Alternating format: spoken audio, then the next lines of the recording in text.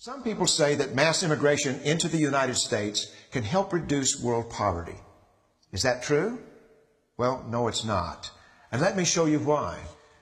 This gumball represents the 1 million legal immigrants that the United States has taken every year on average since 1990. Now, who in the world deserves our humanitarian compassion? The World Bank has one measure of the desperately poor of the world. They make less than $2 a day. And how many people make less than $2 a day in the world? Well, let's start with Africa.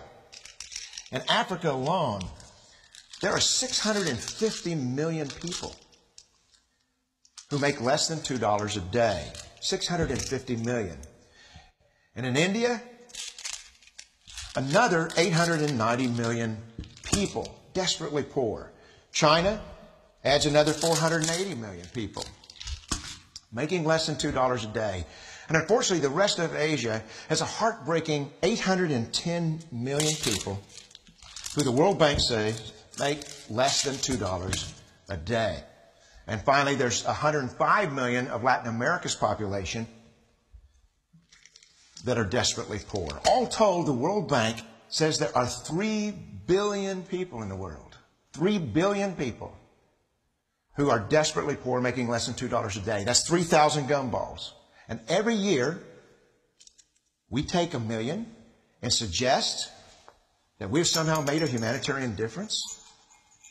Of course, we don't pull our immigrants from these desperately poor populations, do we?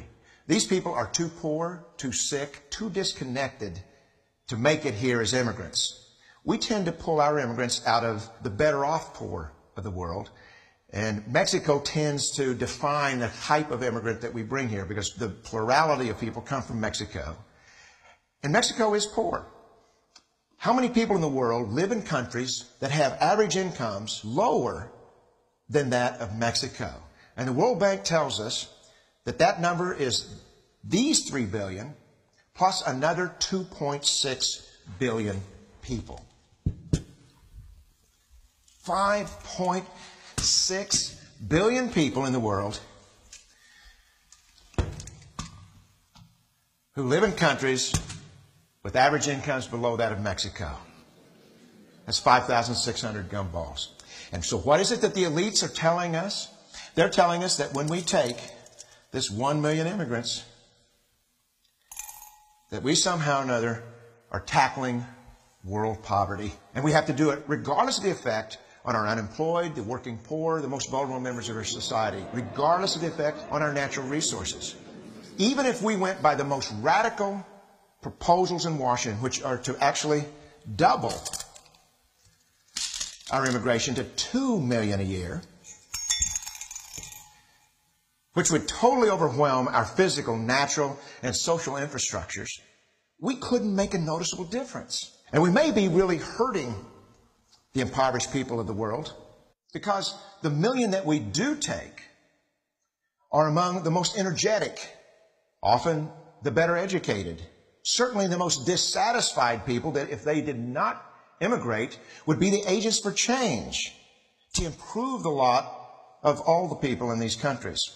The true heroes in the global humanitarian field are the people in these countries who have the wherewithal to immigrate to another country, but instead stay in their countries, to apply their skills to help their fellow countrymen. Unfortunately, our immigration system tends to entice these very type of people to abandon their countrymen. The impossibility of making even a dent is actually worse than it looks here. Because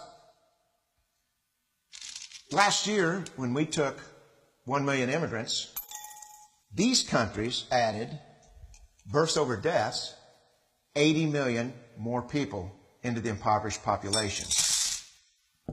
And this year, Congress is bringing in 1 million legal immigrants. And this year, according to the United Nations, these countries are expected to add another 80 million people.